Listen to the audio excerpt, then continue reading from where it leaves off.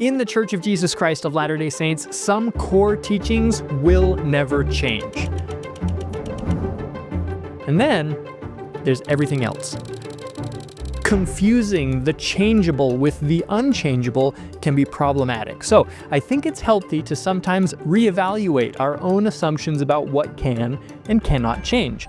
I'm going to show you my admittedly controversial list of top 10 current policies, practices, teachings, or even doctrines, depending on how you define that term, that could change in the future. Not things that I necessarily think should change, but just they could change.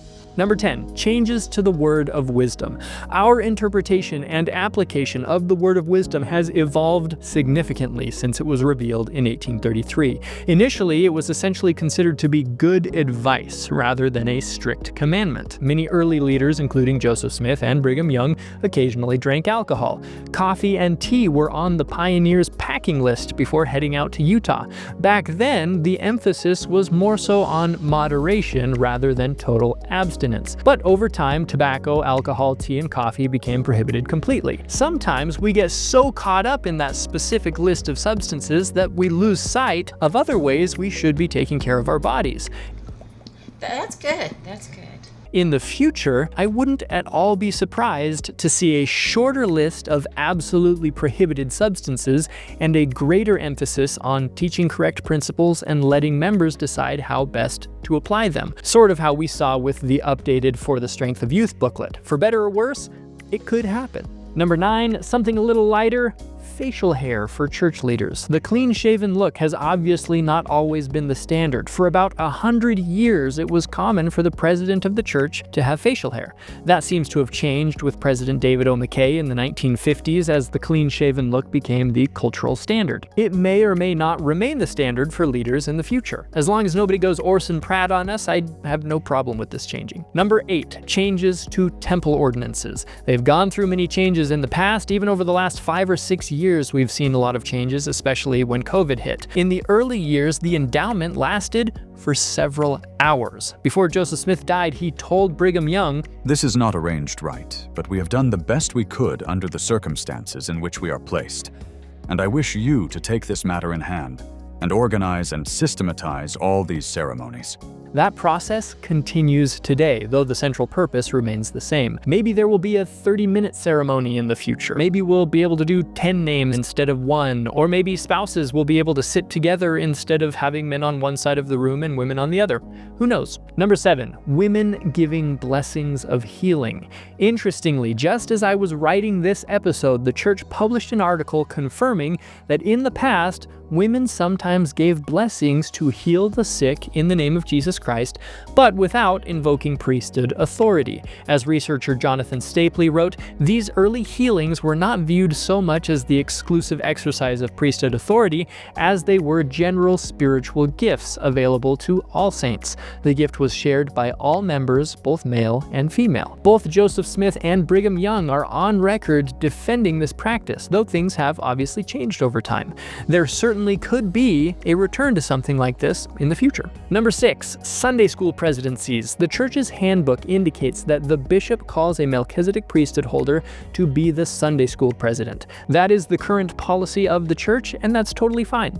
That said, I don't see any doctrinal reasons for why this policy could never change. Sunday school presidents don't hold any priesthood keys. I wouldn't at all be surprised if the church allowed for all male or all female Sunday school presidencies in the future. Number 5, the flip side of that same coin, primary presidencies. Fun fact, primary didn't even exist church-wide until 1880. The church's handbook indicates that the bishop calls an adult woman to be the primary president. But again, I don't see any doctrinal reasons for why this policy could never change. I wouldn't at all be surprised if the church allowed for all female or all male primary presidencies in the future. Number 4, changes to temple clothes. I think at this point we're all keenly aware of how the temple garment has changed in the past, but that's not what I want to focus on here. When we go to the temple to participate in certain ordinances, we change into simple white clothes like these. Another fun fact, wearing white clothes in the temple was a practice that only caught on after Wilford Woodruff and Lucy Young began wearing white as officiators in the St. George Temple in 1877. I love the symbolism associated with wearing white in the temple, but it's a practice that is not necessarily set in stone. Number 3, changes to our emphasis on tithing. Paying tithing has been encouraged since the early years of the Restoration, but, for example, there was a time when you didn't necessarily have to be a full tithe payer to participate in temple ordinances. I would be surprised if that changed, but perhaps our emphasis on tithing is something that could change in the future. That said, the law of 10% tithing only came after the saints tried and failed to live the higher law of 100% consecration, having all things in common, like the New Testament disciples. So maybe there's more of a shift in that direction at some point in the future. Who knows? Number 2, changes to missionary practices. In the early years of the church, married men with families could be called on missions, sometimes without an end date in mind. Some missions lasted for several years. Thankfully, things have changed, and even more will probably change in the future. Age requirements have and could still change. Maybe a range of mission length options will open up for younger missionaries, similar to senior missionaries. Mission attire has and could still change. Maybe in the future, missionaries won't be knocking doors. Maybe service missions will become a lot more popular. You name it. Number 1, changes to the sacrament ordinance. Current policy is that the deacons or other priesthood holders are responsible for passing the sacrament. Is passing the sacrament something that eternally must be done by priesthood holders? Or is passing the sacrament a responsibility that has simply been assigned to priesthood holders as a matter of policy? In either case, it is a sacred privilege. But if it's more so a matter of assignment rather than inherent duty, then this could change in the future. In fact, in 1928, President Heber J. Grant wrote in a letter to a mission president that at that time, while it was the custom, there was no rule in the church that only priesthood holders could pass the sacrament. He wrote that it would in no wise invalidate the ordinance if some worthy young brethren lacking priesthood performed it in the absence of ordained boys. Now, that's not the church's current policy, but maybe someday in the future, non-priesthood holding men, women, or even older primary kids could be assigned to pass. Along this same vein, what about preparing the sacrament? Surely that's always been the responsibility of the teacher's quorum, right?